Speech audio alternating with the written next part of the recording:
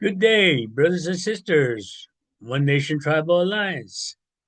Today is June 28th, 2026, Sunday to be exact. I am here to, I guess, share some um, more information that the elders are talking about. And I have been kind of off and on, been meeting with them throughout the week. And one of the things that they wanted an update on was my class on contemplative alignment. And I said, today or yesterday, this class was about spirit, west, water, spirit on a medicine wheel, which is sacral in the chakras, which is I feel on the seven period conscious level, and it is relationship on the seven conscious level. So before I get too far carried away with contemplative alignment, I want to give you a definition of contemplative alignment that was shared with me. And that is contemplative alignment is a practice of bringing your thoughts, emotions, uh, intentions, values, and actions into harmony through reflections, meditation, silence, and other contemplative practices.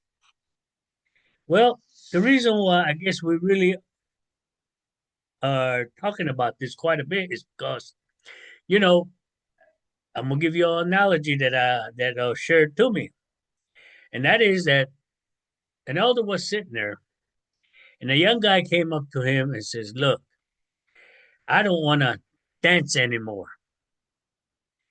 And the elder says, "What do you mean you don't want to dance anymore?" He says, "Well, it has no spiritual significant impact in me anymore." So the elder asked him why. He said, "Well, there's a lot of people that are out there dancing, but they're not dancing within their heart." And so the elder just kept on listening. He says, "Okay." He said, they dance, dance, dance, dance, but then when they get a break, their mind is somewhere else, talking about other people, talking about other things that doesn't even relate to what they are dancing for." And I said, and he goes, such as like, and he goes, well, in case like a couple of the people were talking about what they did the night before they start dancing. They went out and had a good time, and they all just went out, let their hair down and just basically enjoyed the night and just, stayed up all night and, the next day slept all day. And yet we're supposed to be fasting 4 days before we're dancing. And so the elder kept listening, and that guy was just complaining about what he hears in the kiva or from others that are participating. And so finally, the elder says, "Okay, okay, before you give up your dancing, your blessings, and everything, I want you to do one thing for me." He said, "Okay, what's that?" He says, "I want you to grab this bowl and hold on to it." And he gave him a little bowl. And he says, "Hold on, I'm not done yet." So he kept on holding that bowl, and the elder got a big old scoop of water and poured water in that bowl. And he said, "Now, I want you to go 4 circles, do 4 circles with that bowl in your hand, and do not lose a drop of water."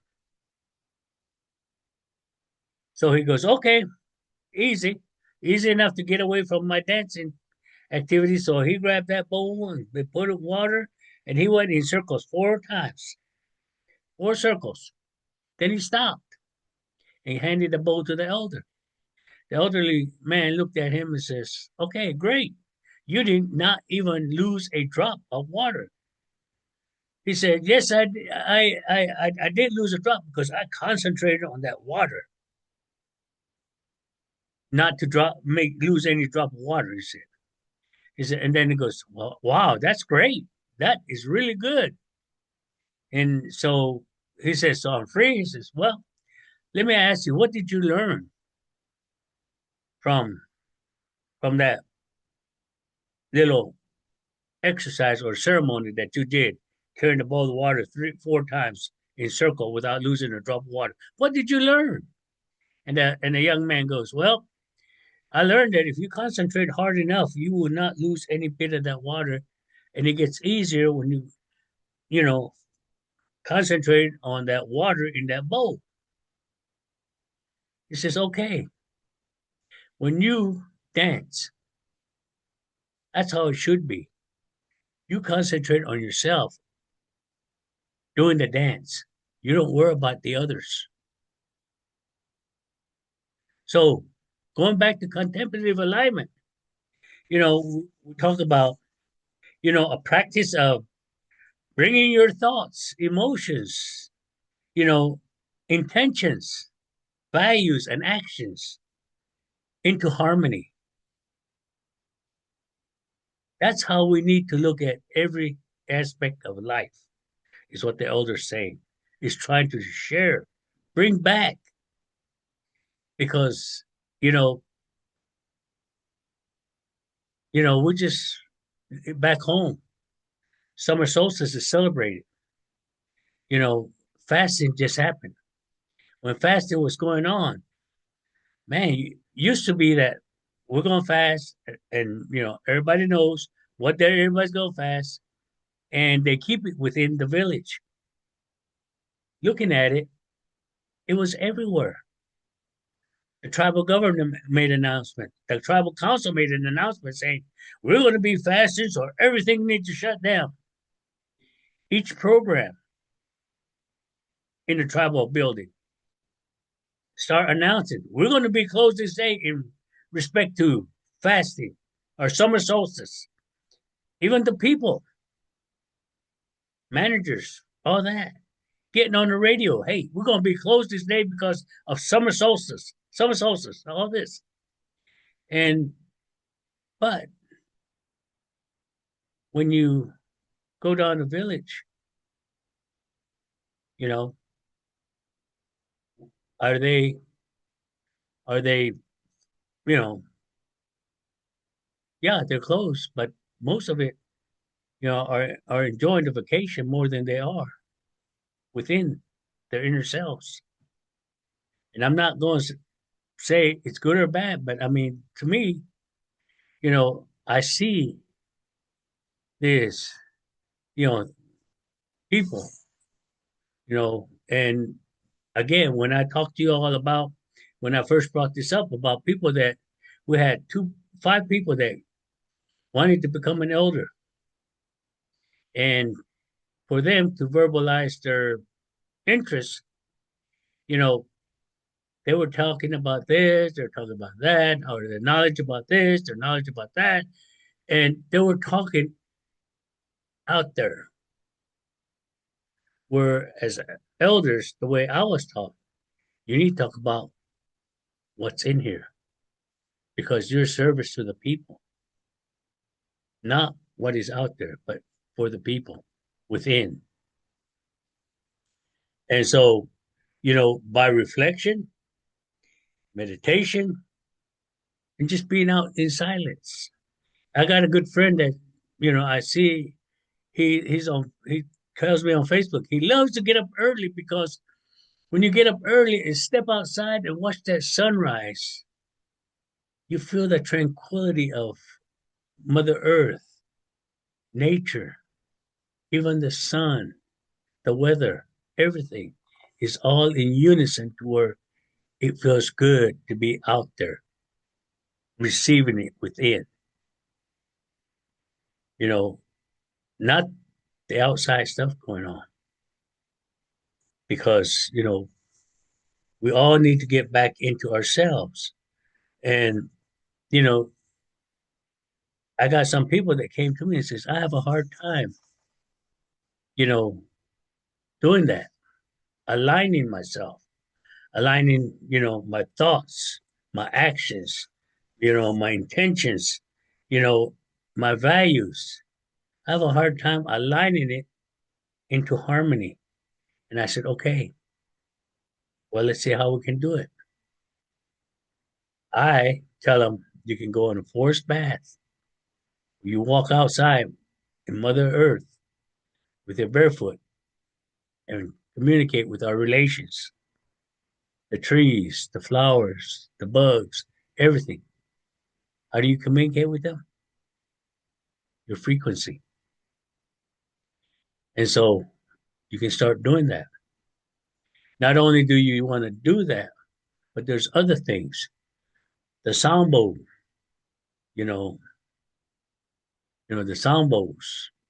Listen to that vibration of the sound bowls. Not only do you want to listen to the vibration, you want to listen to the sound, and you want to listen to the frequency of that sound. You know, look at the trinity of sound, vibration, you know, and when you understand the vibration, it really tunes in with you. When you feel the vibration of the sound, it will tune in with your body. You remember your body responds and everything responds. When you hit that sound bowl, everything will respond to where you feel it. You know, not only do you want to listen to it, but also feel the vibration. Listen to the sound. That bing. Just listen to it. Listen to it vibrate across. It will get to a point to where when you connect with that sound, you can actually see the sound waves in front of you as it's coming to you and connecting with you. That light of that sound will connect with your light. So, this is what we are trying to share the knowledge on contemplative alignment to bring back ourselves into, you know, who we are supposed to be. And never mind the outer world, what's going on. Like I tell you, in Earth's polarity, there's the good, the bad, the bright light, and the dark. The good energy, the bad energy, all this in polarity of Mother Earth. But if you work on your inner self, you can be in that polarity, but you don't have to be participating in it. It's like the young man carried that water. He's concentrating on not spilling it. Was he in this in that? He was his spirit in that water, or was it outside thinking of others? No, he concentrated on that water. So whatever practice you have, do it within, not out there. And this is what contemplative alignment is bringing back. We're at the we're at the point where we really have to look at the whole thing. You know, mind, body, and soul. You know, here at One Nation Tribal Alliance, we are sharing this knowledge of contemplative alignment. And we just started a class. If you'd like to join us, let me know. I post it every week. Come join us. Come see what we're talking about. Come see how we need to work on our inner selves, connect with our spirit because it gets crazy. It gets wild. But like I said, because our spirit is the kinetic energy for this body. But what is the kinetic energy for that spirit, for your spirit? You know, come join me Saturday and I'll tell you the answer. But if you must know, email me and I'll tell you. because this is what the elders shared the knowledge of. And this is what I'm here to share. So thank you for your time. Let's work on our contemplative alignment. And if you are having difficulties, give me a holler and we'll work with you on contemplative alignment practices. There are many ways that we can share the knowledge with you, that you can work on your inner self and not worry about the outer. Again, I just want to say that, I love you and you all have a wonderful, blessed day.